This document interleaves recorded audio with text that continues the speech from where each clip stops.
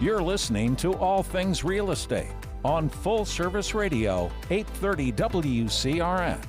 Once again, here's your hosts, Gary Kelly and Brad Avergon.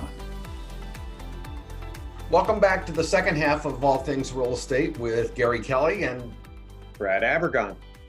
So Brad, in the first segment, you were talking about, what you're seeing with people and their expectations around home prices in the COVID era.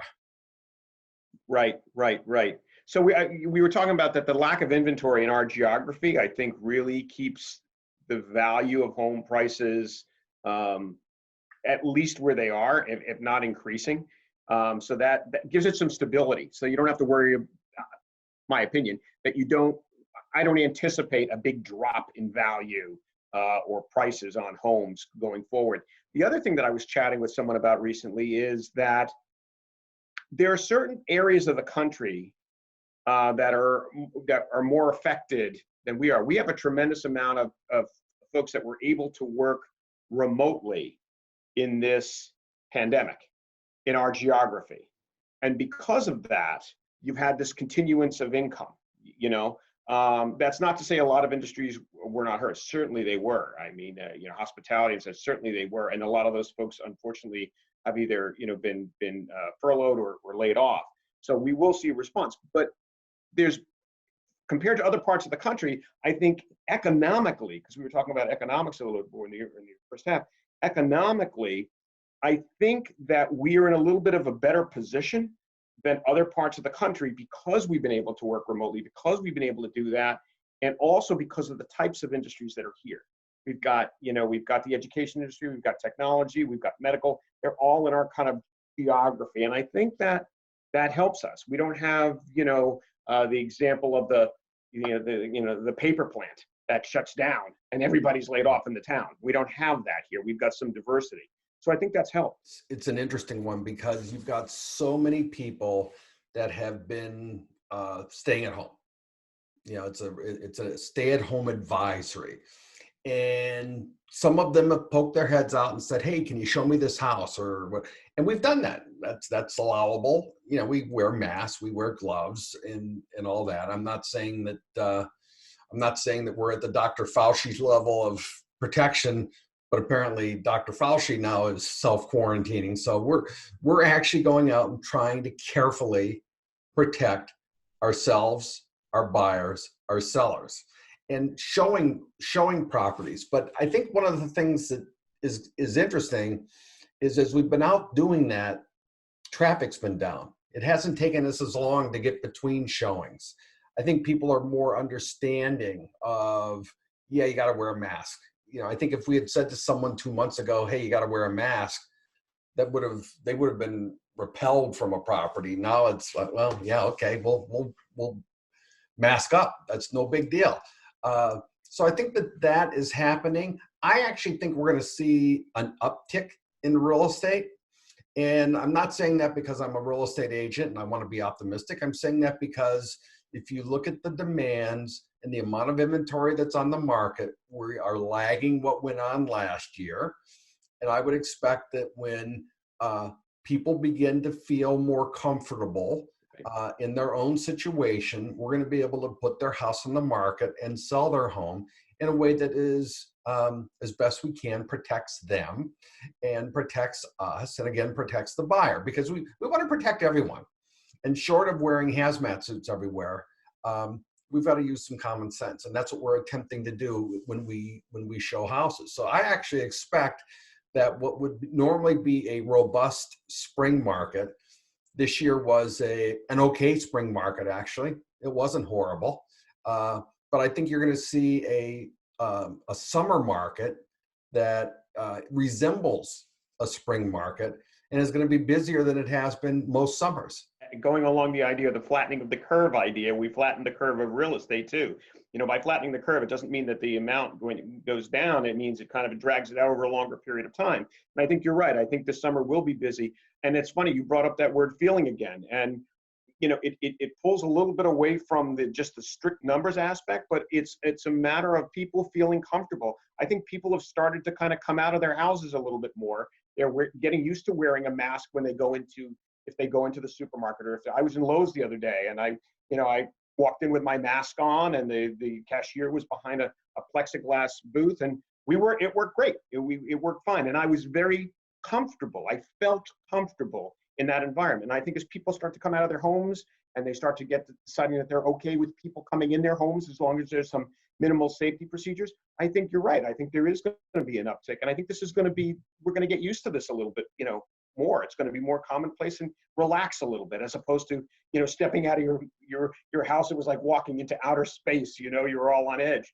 I think people are getting used to it. I know that, when we walk, my wife and I walk in the neighborhood, and it's very casual. We say hello to people, and they walk on one side of the road, we walk on the other. It's relaxing. So I think that feeling of comfort is really starting to come into play. Well, for a bit, I've had the sense that, we can't wait for the virus to go away. And whether that's the virus dies or we're inoculated, whatever that looks like, that's going to take a while. So we have to learn how to live with the virus. And we do have clients that are ready to list their house. One client in particular has said, let's wait a couple of weeks and then we'll take a look at it. We have another client that when this was first starting said, I don't want anyone inside my house doing repairs and painting and that kind of stuff. But you can work outside. So we had a crew outside, and frankly, they're about to start to go into the house. And so people, I think, are becoming more comfortable. And there's also, at some point you have to live your life. Right. And I don't want to be fatalistic about it. And I certainly think we need to protect those that are vulnerable. But at the same time, if you are in a position, we've got some people that have empty houses. I see no reason not to go in, clean it like you normally would, and then show the house. And most people are agreeing with us on that. Absolutely. Absolutely. Yeah. I think it's a matter of weighing and measuring, where you are. I know, as I said, a lot of people have felt the pressure of, working. They have to get out. They were able to kind of weather the storm for 30 days, but getting on the second 30 days, it's becoming a challenge.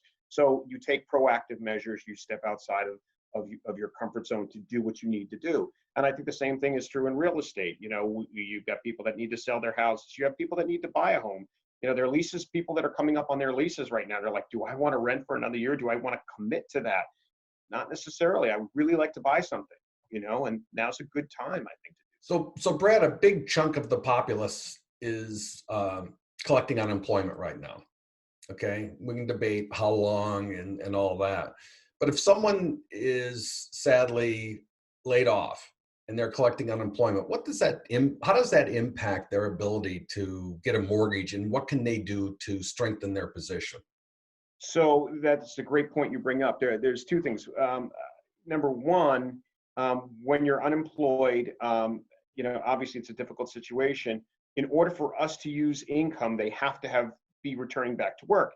Now, it doesn't mean that they can't get a pre-approval in advance of returning back to work if they have a start date that they know they're going back to.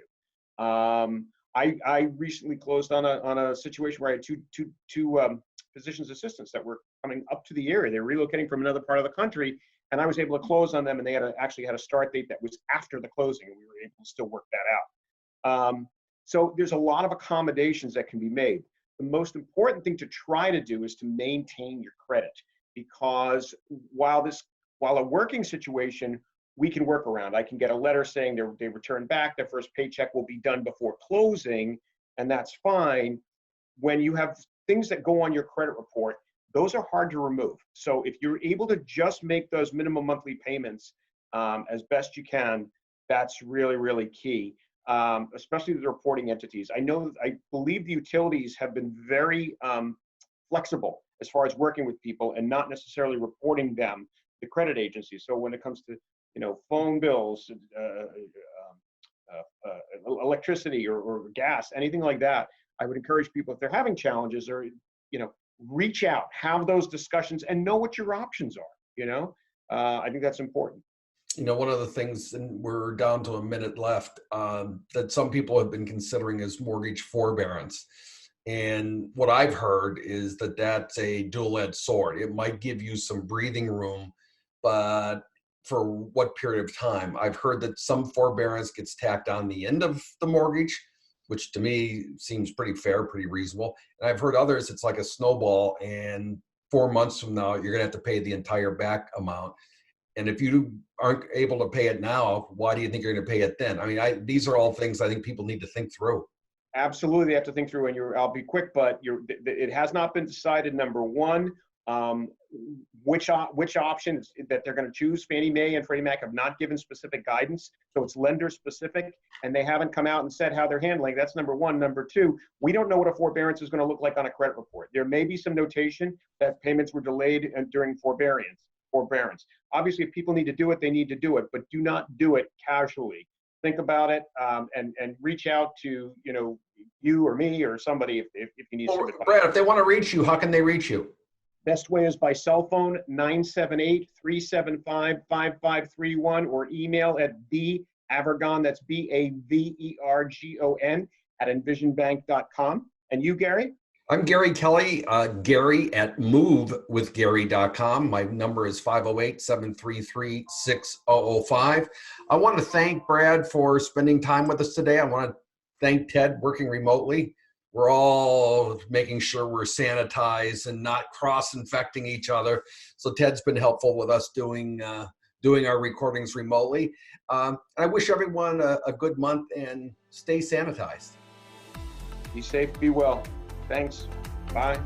You've been listening to All Things Real Estate on Full Service Radio, 830 WCRN.